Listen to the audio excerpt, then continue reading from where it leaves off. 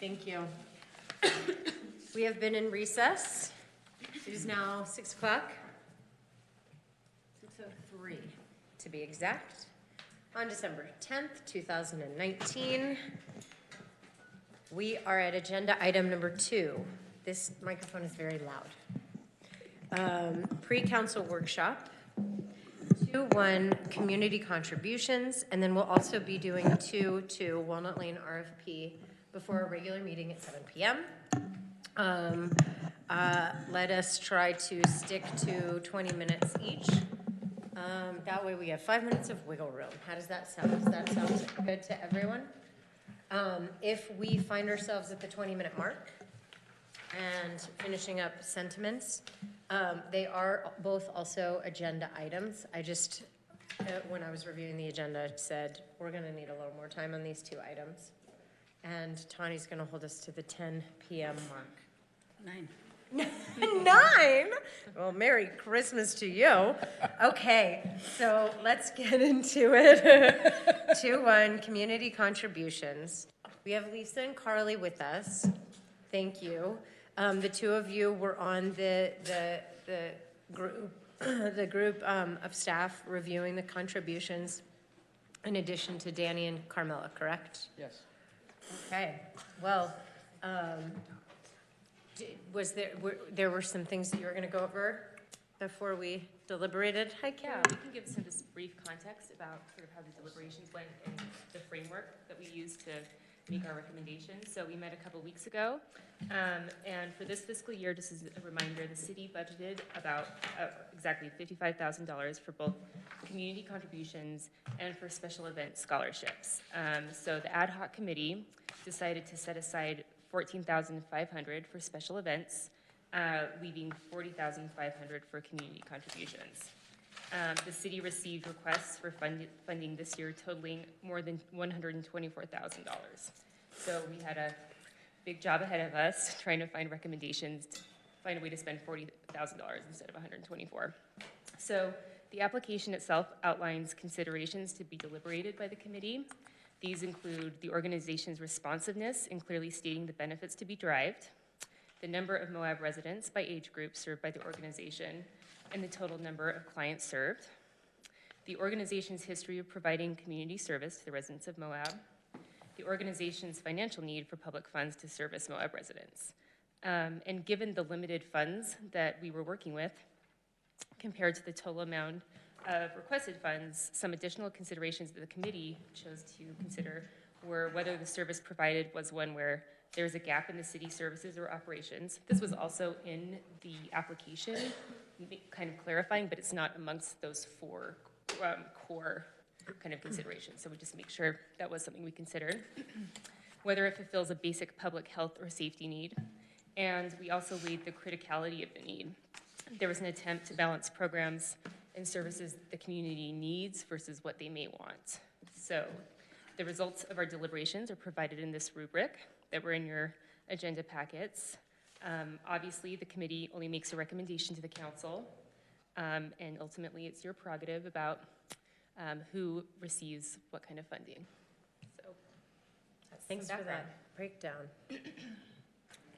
So I guess it's up to us to take some time to discuss. And let's just start by saying big thank you to the committee of 4 that went through this, that did the ranking, that made the calculations of the requested amount versus the total program cost. That is super helpful. And also laying it all out, super helpful. I had one suggestion for next year to just put the amount that was requested versus the amount that was actually funded. Maybe just put that in the pocket for next year. It would have just made it a little easier to understand kind of where we landed. Sure, and that, just so you know, and you probably noticed, but that information was available in the application packet that I did share with all of you, but it wasn't right here in this room. Yeah, but as I was going back and thinking like, oh, well, as I began to perhaps horse trade a little bit in my head, that might have been a little more helpful. Otherwise, this was really helpful. So council, let's dig in. I don't know, I know that we've all received correspondence regarding the donations to the donation to the Humane Society. So I didn't know if anyone wanted to comment on that. Sure. I've been aware of this program for a while. I didn't know what its current status was. I share the sentiments that were expressed in many of the emails that we received about this isn't really a no-kill program. It's choosing which animals are favored. And I don't feel comfortable spending public money to subsidize the killing of songbirds, basically. I mean, I think the Humane Society does great work in other areas, and as does our shelter, and want to continue supporting them, but can't support a TNR program. How about others? So, and not in opposition to that, because I love my birds too. But when I asked the Humane Society the reasoning behind a spay-neuter program is because then you're having less feral cats and dogs out there populating. So if you're neutering or spaying, then eventually that you aren't having as many animals reproducing and even killing more birds potentially. So, I mean, I heard everyone's sentiments in that letter, but there wasn't any other suggestion means to help with get these non-housed cats or dogs to not overpopulate. I mean, it's like rabbits. So I don't know if there's suggestions for that. This is a really small amount. It's $3,500 out of the $45,000 or however much we allotted, and only a portion of this goes to the spay and neuter program for feral cats. I feel like the other work that they do is good work, and it's needed work.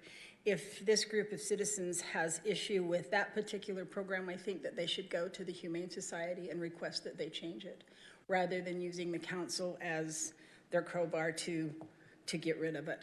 I don't think it's not our purview to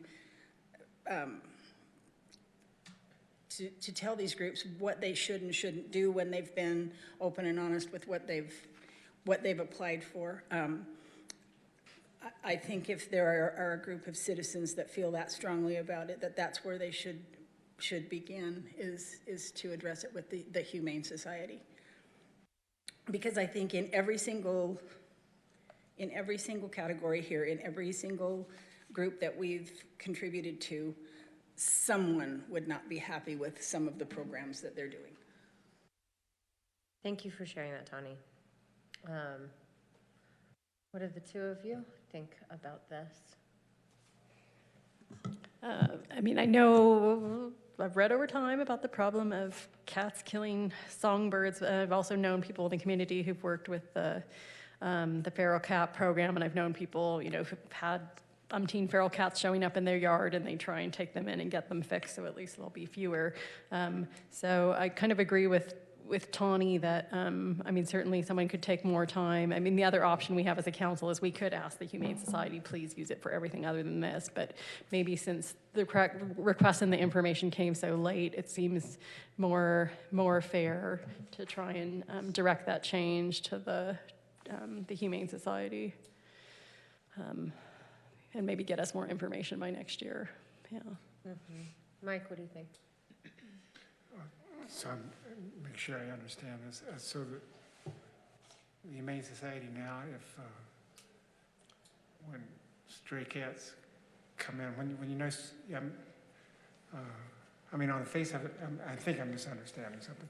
On the face of it, everything that they want to do with the money that we're talking about seems good to me. Feral cats are definitely an issue with birds, more so than domestic cats, so I read. So what exactly is a no-kill policy? You mean no kill of birds or no kill of cats? The no-kill policy is no kill to animals that are brought into the shelter. The feral cat program, I believe, is that they trap them and spay and neuter them and release them back. Is that? And feed them And feed them, yes. in the wild. And you're inclined not to give them money to support that policy then? Is that the deal? You just assume that they... And they feed them. Oh, okay. That's what was shared over there. I think they feed them so they don't hunt. It may be. It might be to sort of stave off. That's what I'd heard. So the literature does not support the advocates. TNR programs need very high levels of successful spay and neuter to result in a decrease in the actual feral cat population. So, and I mean, if you follow the links, you can find letters to federal officials co-signed by hundreds of organizations, including wildlife veterinarians in opposition to TNR programs. So I know it's hard, but it's not no kill. It's no kill cats. Well, maybe I can share just thoughts. When I think of community contributions, it's like, where do we need to put dollars where we have, been asked to support certain emerging needs in our community? I do know that the Humane Society receives a great deal of funding from our community. I know that they also are they take the space that is owned by the city for office and all of what they do. I see that it's at a value of only $3,600 per year.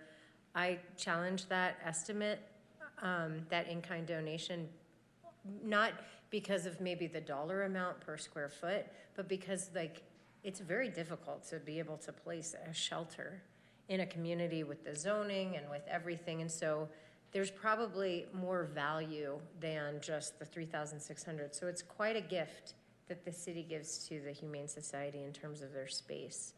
And that's not something that we do with most other groups.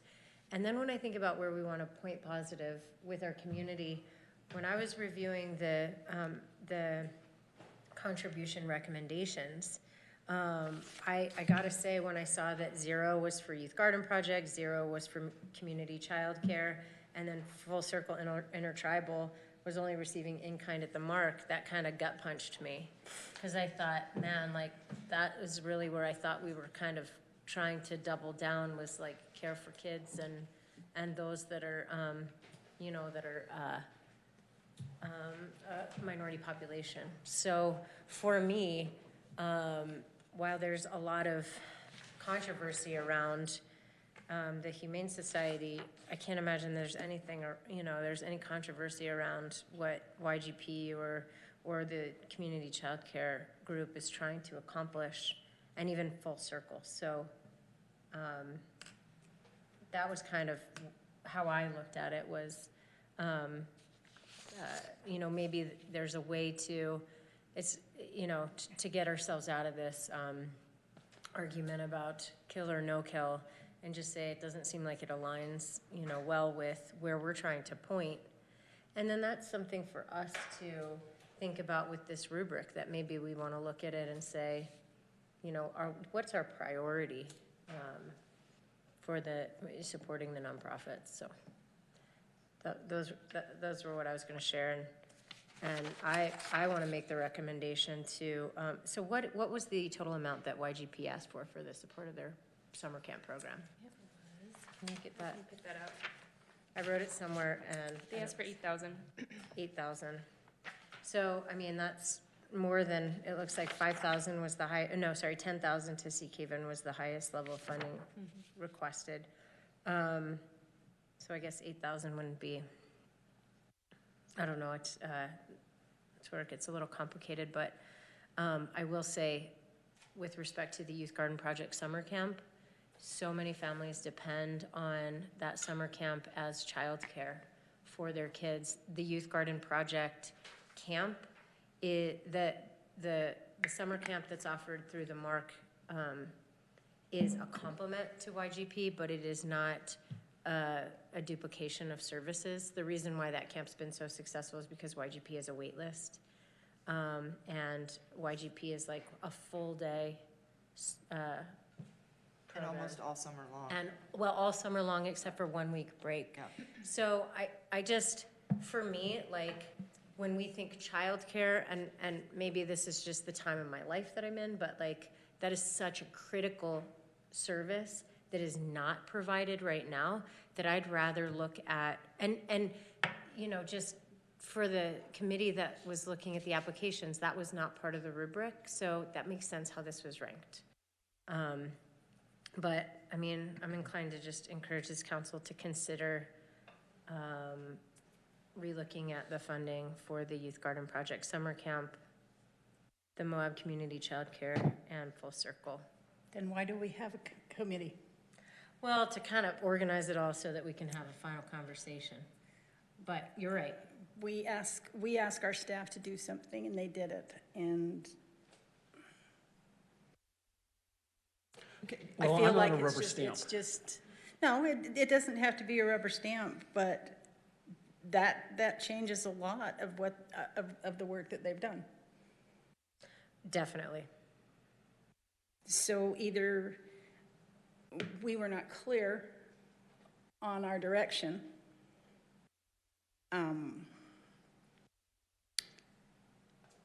and this was the program that this council put in place. We didn't want to do fee waivers or do these individually as they came to us. And I'm not opposed to tweaking some of the amounts and looking at it a little bit deeper, or asking some of these groups to use or not use the funding that we've allocated to them for certain things. But I feel like very often we ask our staff to do things and then we tear it apart and don't do what they've recommended to us after they've put in the work. Can I ask a question about Sea Haven? I know, so that we have a VOCA program through the police department. Isn't that what this program? That's what this funding would help them continue, actually. Would help, but It would be with them working directly with the police department, so. But we pay for that through the city. Not necessarily. The VOCA is through a grant, and so we get the grant which provides VOCA. Sea Haven is not VOCA. They're different. So VOCA is like a victim advocate for the criminal proceedings, walking you through that process. Sea Haven is more of, they get you a place, they help you with the issue. Like, they're doing more of the, when there's a victim, they're doing more of they get that person to a shelter type work. The victim advocate is more aligning them with these people to get that help. And so the funding that Sea Haven requested, just to clarify, Yeah. and obviously, the council, it is definitely your, decision, however you want to handle it. But they asked for funding for the lethality assessment program, which is a program that they're working with the city police to create and continue. And basically, that program is for high-risk victims of abuse, and part of what they're doing is developing a 24-hour safety plan to ensure that those people get to safety immediately. That's at least how the application read. So it's not the victim advocate program they're asking for funding for, it's the lethality assessment program. But the Moab Police Department does that without. Do it with them. Yeah. Okay, so I mean, is this money actually just going right back to the? No, if you didn't have Sea Haven or an outside group providing the lethality assessment and providing the groundwork that goes with once that lethality assessment is done, the police would never do this. And that's not a Moab thing. That's how lethality programs are run everywhere. So lethality assessments are done at the time of a crime, time of a report. They talk to the victim. They pull out a form that's provided by Sea Haven or whichever groups in your community. They then go down this questionnaire and determine the lethality of that individual that they're dealing with. defendant's side of things. They then turn that information over to Seacaven, and Seacaven uses it to determine what type of resources that Seacaven is going to get for that individual. If Seacaven or any group didn't have the lethality program or the lethality money, our police wouldn't do it. Gotcha. We're doing it because of them. And is it possible, I mean, because it's at $7,500 plus fee waivers, do you know what the fee waiver amount came to? Because they've increased quite In a the bit. past, the fee waivers were about $200 for their putting on the Ritz events, and that was for the special event permit. So it was a fee waiver for that permit because they do it at the Grand Center now, Yep. so. And last year, they applied for a special event, grant to cover those fees. So, but in the past, you may recall that Seacaven used to be a line item in the council budget. And when we started doing this program, we took them out as a line item, and they have to apply just like everybody else, so. Gotcha. Okay, thank you so much. Sure. If I may go back to Humane Society, maybe you guys know, of the cats that are neutered, okay, feral cats that come into the shelter, how many, right now, how many of them end up getting adopted, and how many of them, I guess what I'm trying to say is, are residents likely to take advantage? In other words, if they do have a no-kill policy, do those cats tend to stick around a long time in the shelter, or do they get readily adopted by people in town? Mike, it's my understanding that the way the program works is that, as Kaylin said, they're actually caught in the wild, they're taken in, they're spayed and neutered, and then they're released again into the wild, because you really can't adopt feral cats So out. they're not even adoptable cats. Right. Because they're feral to begin with. Yes, exactly. Thank you. So it's 6:25. It is a line item, or it's an agenda item for regular meeting. Do you want a couple more minutes? I just have one more question, if I may.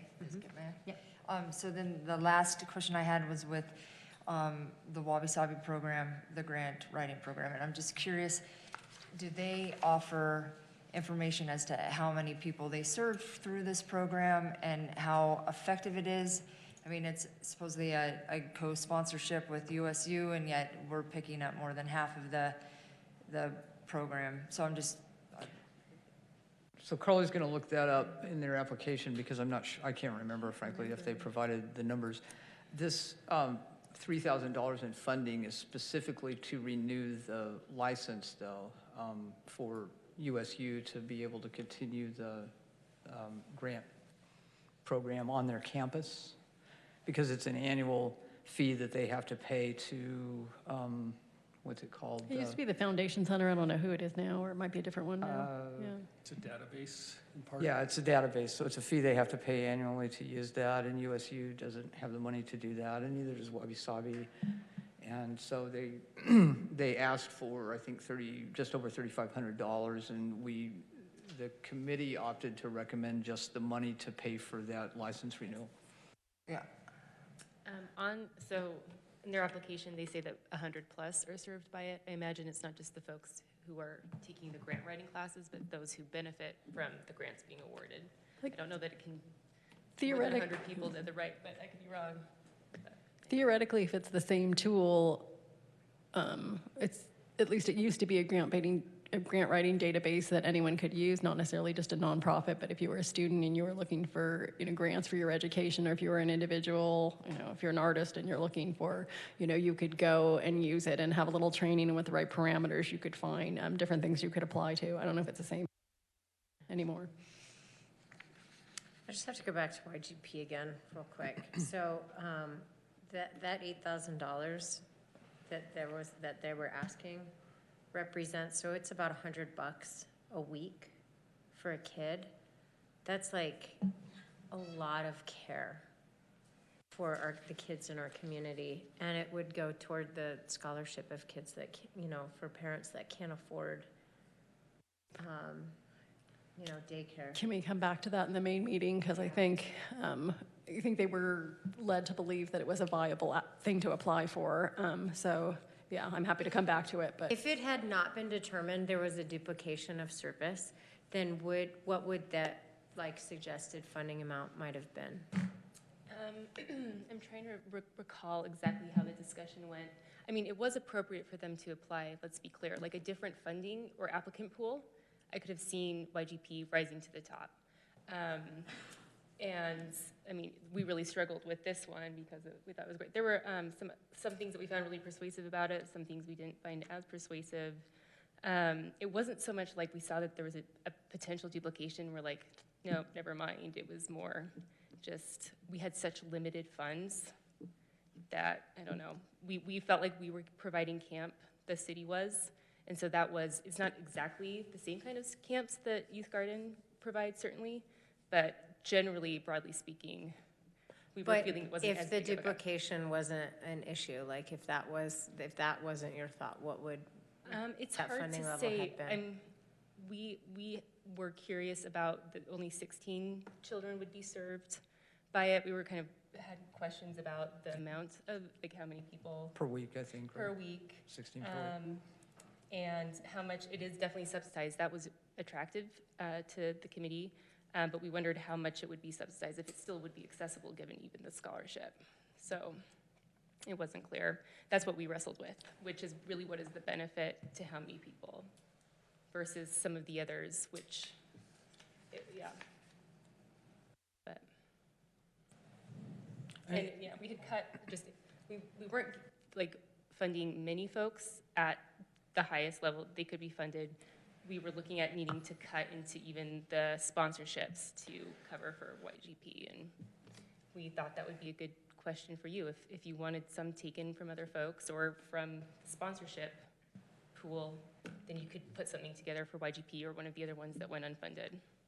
And my notes show that the committee originally looked at anywhere between $0 and $2,000 that might have gone to Youth Garden. It was just that after we started tallying up, using those higher numbers, we were already like almost past the $55,000 that we have total for both programs. And last year, you may recall, we had $85,000. So it was a tough decision on a lot of these things. We just had to make a decision about, where we thought the most residents would be served. Yeah. Okay, so any other questions for this part of the workshop? Just quickly, the Humane Society, that office space is broken down at $300 a month, which is really cheap. Yeah. And that is just an estimate. I don't think anyone's ever actually calculated what the, current commercial value of that office space would be, but it might be something we'd want to consider doing for next year before we do this. Mm-hmm. Thank you both so much. Okay, let's move on to second half of the workshop, Walnut Lane RFP. Caitlin Myers, Special Projects Coordinator? Senior Projects Manager.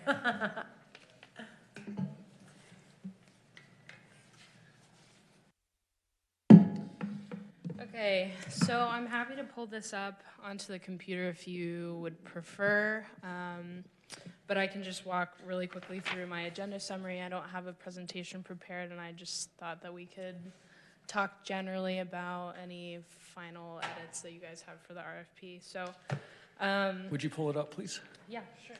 I'm tired of that arch anyway.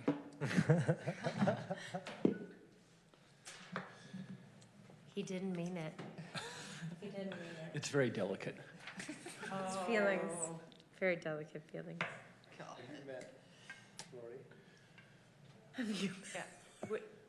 Today has been pun day at the city, so you fit right in. All day. All day. Actually, Carly tried to fire me for one of my puns. That must have been really good. It was really good. Devastating pun. Okay, dongle. I'll move over. How's that?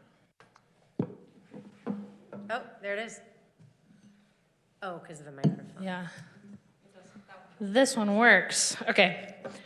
So this version that I have up on the screen reflects changes that I made between the initial RFP that was included in the packet and today. So it reflects the comments and questions that I got over this past week. So Just really quickly, the biggest difference between the RFP that we talked about a month ago and this one is that we have limited the scope of work.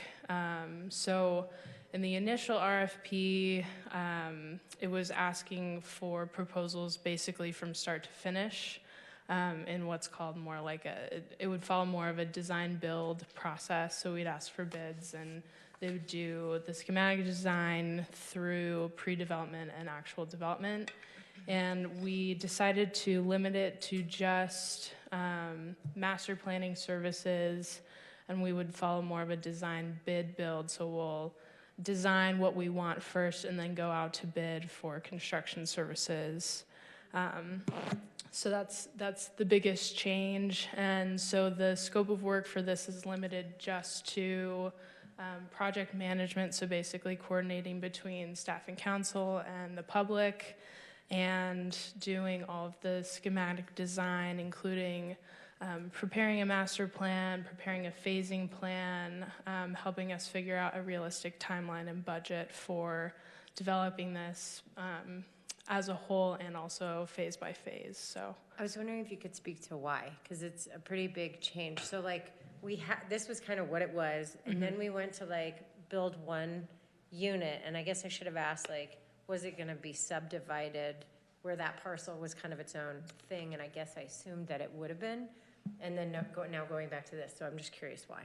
yeah, I still don't think that we're planning on subdividing it. I think we're just gonna do it as a site plan, and it would be built in phases. Yeah, the other plan would have been more like, even if it's not physically subdividing, sort of like dividing the project up into Right. segments. Yeah. So, but this is like what we had before, and then Right. you said, let's do it in a chunk, and now we're back to this, so I was just wondering why. Yes. Yeah, I mean, part of it is just honestly me getting to know this project and kind of seeing what's realistic and talking. I mean, one of the most helpful things was I started talking to local developers, and I've talked to people on staff that are more experienced with this kind of project, and everyone kind of said, do a master plan first and then go out to bid. And so that's one of the big reasons why. But just in a lot of our conversations with staff as well, we've kind of realized that in some ways we don't even know what we don't know yet. And so that's part of the reason why we took a step back. And I guess for me, one of the reasons why we were considering doing design build was there's been a lot of urgency to get something done, and we felt pretty solid about where we think phase one is going to be. And so it seemed in some ways like we would realistically be able to kind of tackle that portion first. And we've changed our thinking since then. A quick question for you, Caitlin. Thank you Sure. for your response, by the way, that helped a lot. So if we do this, even if the company that does the design part of it ends up being the builder as well later on, it seemed like this would enter, because now you got two contracts, two serial contracts, this one for design, this one for build. It delays the building of it somewhat. I mean, because you got to take time to issue another RFP or Right. bid out for all that. So that might introduce, say, a 6 months delay into the time schedule. and Right. Things built. Yeah, and so that was one of the reasons too why we considered doing design build, so that there wasn't this kind of lapse, because we will have to go back out to bid for design services, and potentially it could increase costs to do a master plan first. It's either we do a master plan and we spend more money now and we get an idea of how much the budget's actually going to be to build this plan, or if we went design build, we would end up with a lot of change orders. So it's really hard to say which one we would end up spending money more with. But yeah, that's. Okay, do you say, is there anything critical about, in other words, another delay that really torpedoes what the city's trying to accomplish with Walnut Lane in the first place? Or is a 6 months delay something, yeah, it's another delay, but we can swing it? I think we can swing it, and I think that it will be really helpful for us to have a master plan. I mean, when we're looking at approaching funders for grants or loans or kind of whatever else we need for funding. I mean, even for the funding that we're considering right now, most funders want to see a master plan and they want to know that you have your entitlements in place and that you're moving forward with the project and we're not going to hit any hiccups later down the road. So having a master plan in place first is going to make it a lot easier than if we're trying to do it all at once. Okey dokey, thank you. I was just going to thank you for sharing that Q&A document. That was helpful. Yeah, absolutely. Yeah, and so I don't know if I have that pulled up. I don't know if anyone has any further questions or if there are It any. was so helpful for you to send this out so far in advance of our pack. I thank you for doing that. Yeah, absolutely. That was awesome. How did you all feel about how she individually sent it out to each one of us? Felt there, like, I mean, it was good, but I mean, I was just curious if there's, you know, when we discussed this afternoon, just if there was, we all had similar questions or, you know, I think that's the one good thing about having a joint document is when it's just questions, no deliberation, that you kind of see how other council members are on the same page or not, and then there's less redundancy, I guess, so. Yeah, but it seems like having the answers come out as a unified document sort of avoids the deliberation issue. Yeah. But then in the end, we get to see, the other questions that got asked, but also staff's response. But there's not that sort of intermediate where we're maybe deliberating, maybe not. This all reminds me of Supreme Court hearings, you know, where the news media is tuned in, you know, and they try to infer how the judges all feel and how they're going to finally vote someday just from the questions that they ask. Yeah, well, there were a lot of similar questions between council members, so. Thanks for all your work on this. It seems like the document has become much clearer and efficient over the Thanks. process. So Thanks. glad to see it. Caitlin, how did you feel about getting individual questions? Was it easier or harder, do you think? I think it was easier for me, just because it's easier to have a one-on-one conversation with each of you, and each person has different individual concerns, and so it's easier to talk about those one-on-one instead of having this back and forth. Sometimes the back and forth can lead to you as the staff member getting overrun. Like it just starts coming, it's like drinking from a fire hose, and you can't answer, and by the time it's just like, oh my gosh, that's 10 questions ago, and where do I start? So being one-on-one's lots better. Well, and just what Karen said too, like so far in advance. Yeah. In advance of the agenda, so that's just a note for staff too. And I want to thank Galen and other staff members for working on this. And like the mayor said, you know, we were here, we were there, now we're back here. There may be a lot of that through this project.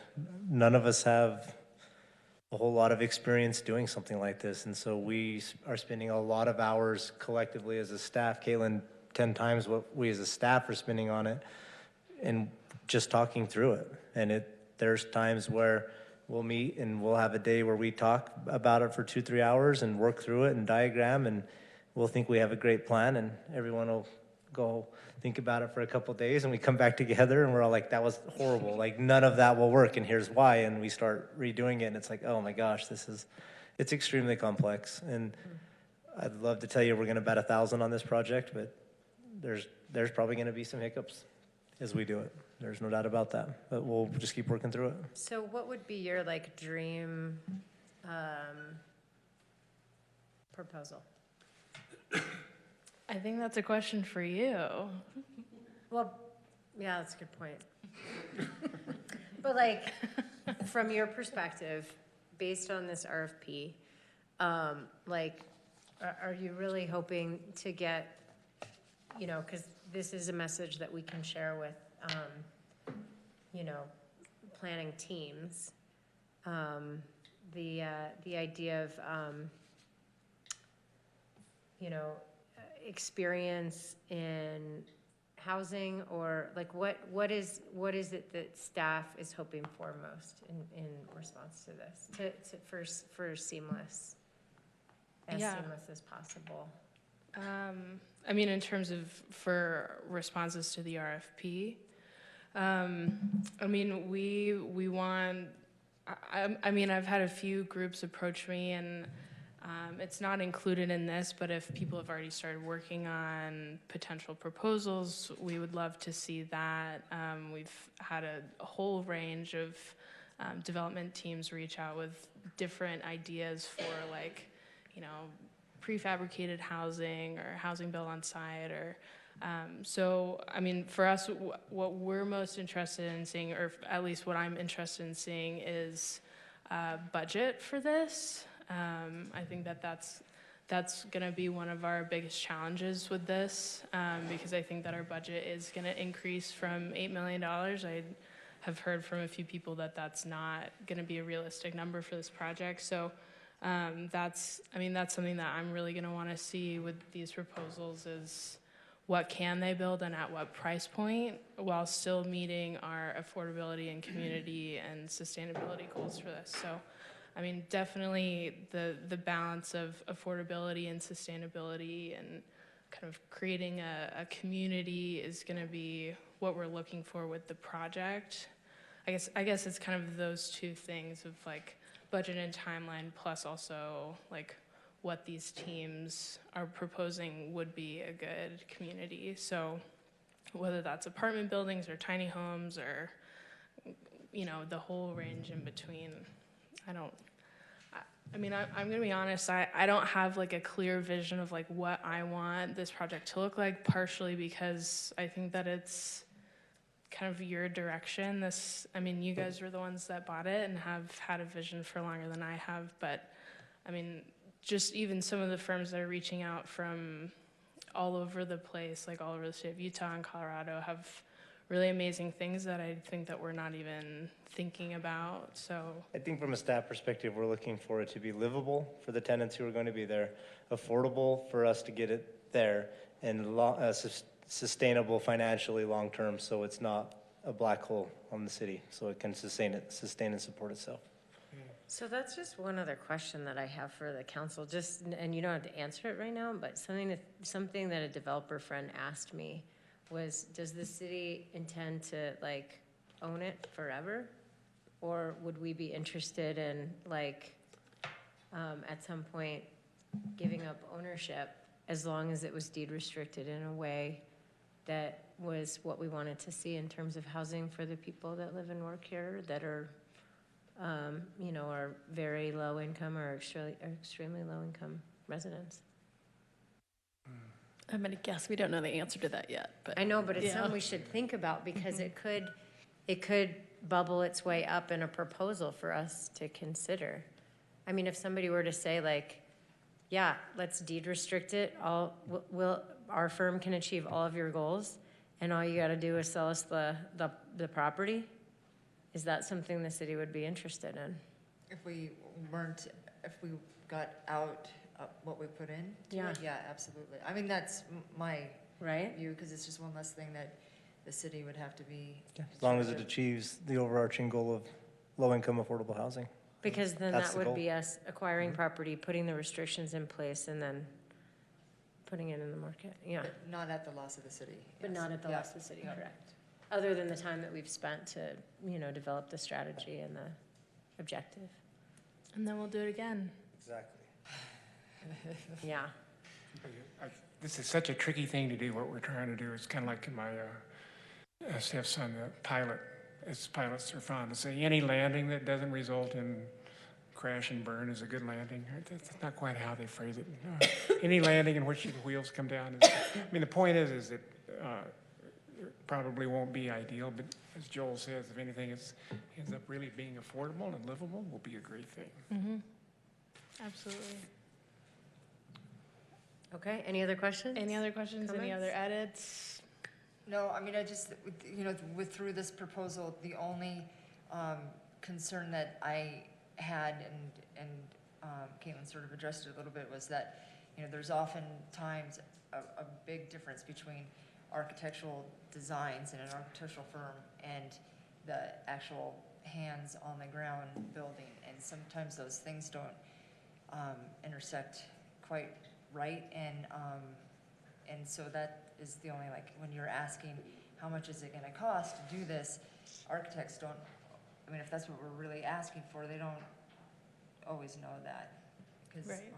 I mean, they have more lofty ideas than what's really possible or makes sense, feasibly, with materials and, whatnot. So that is the only concern about this proposal, is that it is really, as it's written, it seems like it's just for design. It is. But I mean, that's, and this is kind of what my response was in the Q&A too, but I mean, that's part of the reason why we're asking for a more comprehensive design team, because one, we want to be able to give them that if they do want to continue and the city wants them to continue and to bid on it, they can, but also because we do want that experience. We're hoping it will be, we can use it as well to generate revenue funds and be able to do it as proposals and go forward to try and get people to donate and be a part of it. Thank you. Okay, thank you. Council, we're 10 minutes till the regular meeting, so break. Break out the chocolates. There are chocolates that were gifted to us. So I don't know if we need to a motion to recess for 10 minutes or we'll just break.